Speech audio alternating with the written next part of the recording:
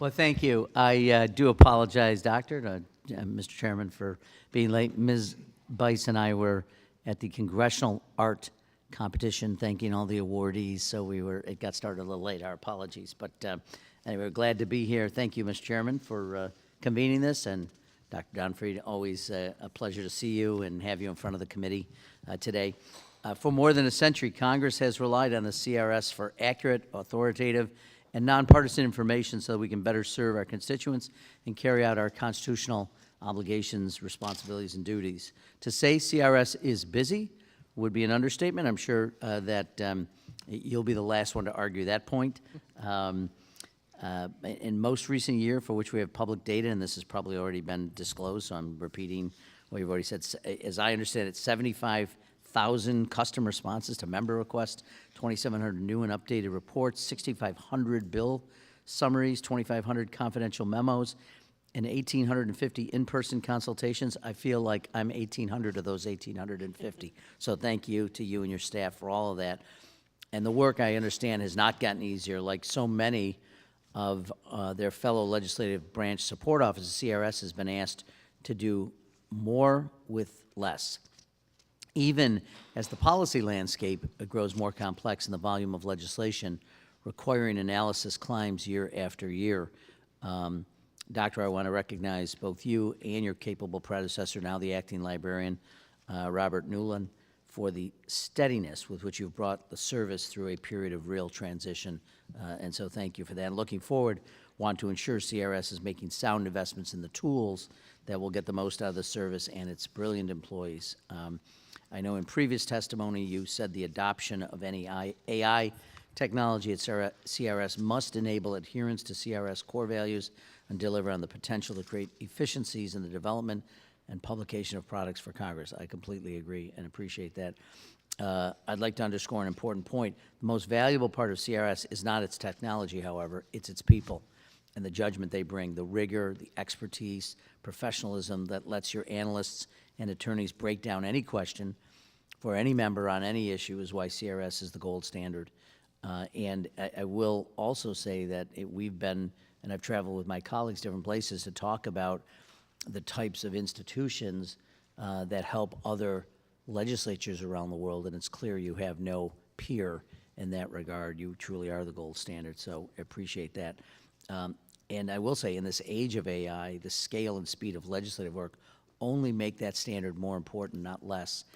And I know, I see this, that I'm sure members will continue to use AI to draft legislation, and which means the volume is going to go up because instead of 2 or 3 weeks for staff to sometimes develop legislation, AI can do it in a matter of minutes. I'm not sure that that's good necessarily, but that's the world we're living in, and we cannot make the mistake of thinking technology can be a substitute for a skilled and dedicated workforce. So CRS investment in AI, as I'm sure you agree, should make analysts more efficient, free them to do what only they can do, and they should never, ever replace them. So I want to thank you again for your service, for being here today, and thank you, Mr. Chair, for holding this. And I'll I'll go right into my questions. This is great. I get to reset the clock. That never happens.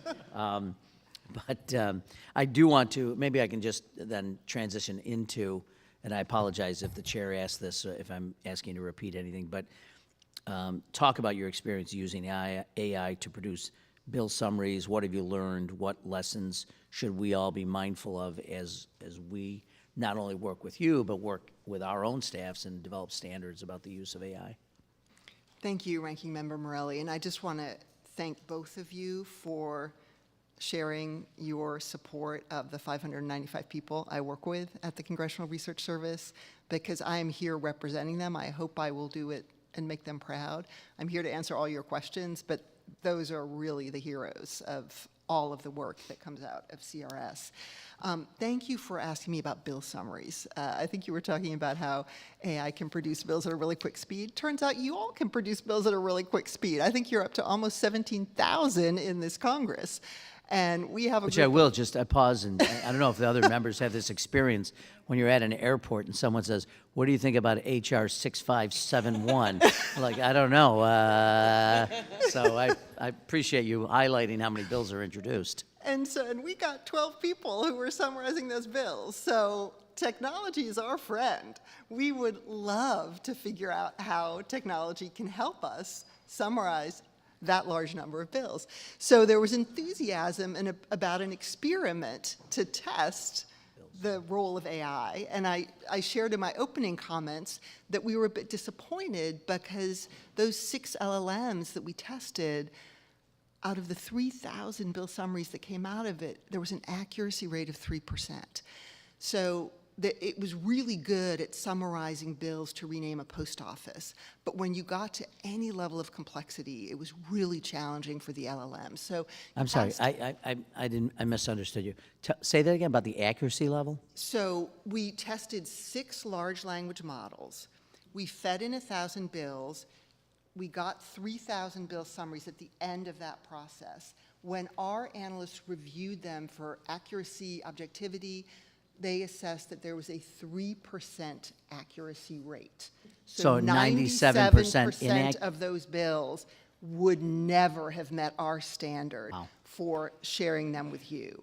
Now, what are our lessons from that? I mean, one lesson, which was your question, was writing a bill summary is more complicated than we might think at first blush, because you're not actually summarizing the bill.